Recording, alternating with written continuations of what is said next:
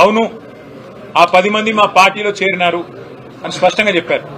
మరి పిసిసి ప్రెసిడెంటే అప్రూవర్గా మారిపోయిన తర్వాత, పిసిసి ప్రెసిడెంట్ గారి నేరాంగీకారం చేసిన తర్వాత ఇంకా ఎంక్వైరీ ఎందుకు, ఇంకా చర్చ ఎందుకు, ఆ 10 మంది మీద వేటేయడానికి స్పీకర్ గారికి మొహమాటం ఎందుకని మేము అడుగుతా ఉన్నాం. ఆల్రెడీ సుప్రీంకోర్టులో మ్యాటర్ ఉంది. ఇవాళ కాంగ్రెస్ నాయకత్వం ఏమనుకుంటున్నదంటే ప్రజలను, మీడియాను, కోర్టులను కూడా, న్యాయ వ్యవస్థను కూడా చిన్న చూపు చూస్తూ మేమేదో వీళ్ళతోని కొన్ని చిలిపి ఆటలు ఆడి ఏదో తప్పించుకోవచ్చు అన్న ధోరణిలో వ్యవహారం చేస్తా ఉన్నారు. ఈ జిల్లాలో కూడా ఒక ఎమ్మెల్యే గారు పార్టీ మారినారు గద్వాలలో. మరి వారు ఏ పార్టీలో ఉన్నారంటే చాలా విచిత్రమైన పరిస్థితి రోజు ఎట్లా ఉందంటే, ఇవాళ జీవితం అంతా రాజకీయం చేసిన పెద్దలు 2 సార్లు 3 సార్లు 4 సార్లు గెలిచిన వాళ్ళు, మంత్రులుగా పనిచేసిన వాళ్ళు ఏ పార్టీలో ఉన్నారు అని మీడియా వాళ్ళు అడిగితే చెప్పుకోలేని ఒక దురవస్థలో ఉన్నారు. కానీ నేరాంగీకారం అప్రూవర్గా పిసిసి ప్రెసిడెంట్ గారు మారినారు. అట్లాగే కడియం శ్రీహర్ గారు కూడా నేను కాంగ్రెస్ లో చేరాను అని స్పష్టంగా చెప్పారు. ఇవన్నీ ఆన్ రికార్డ్ మీడియాతోనే చెప్పారు. కాబట్టి ఇంకా ఇందులో చర్చించడానికి కానీ, తర్కించడానికి కానీ, పరిశోధించడానికి కానీ ఏమీ లేదు. వెంటనే వారి మీద వేటు వేయాలని చెప్పి మా పార్టీ తరఫున మేము డిమాండ్ చేస్తున్నాం.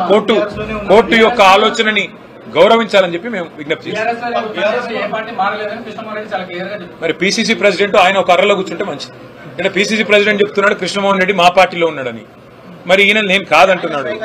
అదే స్వయంగా ఏం చెప్తున్నాడు, కండువా వేసుకున్నాను, నేను కండువా వేసుకున్నాను కాంగ్రెస్ కండువా, కానీ నాకు సిగ్గు లేకుండా నేను బీఆర్ఎస్ లో ఉన్నానని చెప్తున్నాడా?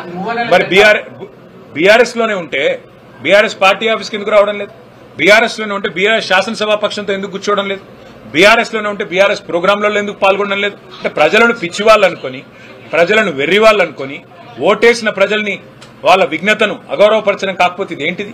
ఇంకోటి, ఎక్కడ చూసినా ఇవాళ మంత్రుల ప్రోగ్రాంలో నిన్న బూతులు తిడుతుంటే జూపల్లి కృష్ణారావు గారు, పొంగులేటి శ్రీనివాసరెడ్డి గారు టీఆర్ఎస్ ని, కేసీఆర్ గారిని బూతులు తిడుతుంటే అదే వేదిక మీద పల్లికిలించుకుంటూ కూర్చున్నది ఎవరు? మా బీఆర్ఎస్ ఎమ్మెల్యే కృష్ణమోహన్ రెడ్డి, కాంగ్రెస్ లో చేరిన కృష్ణమోహన్ రెడ్డి. అదే అంటున్నా, వీళ్ళ దురవస్థ ఎట్లా ఉందంటే 2 లింగాలు ఉంటాయి అవసరమైతే. ముఖ్యమంత్రి గారి భాషలో చెప్పాలంటే ఒకటి పులింగం, ఇంకోటి స్త్రీలింగం.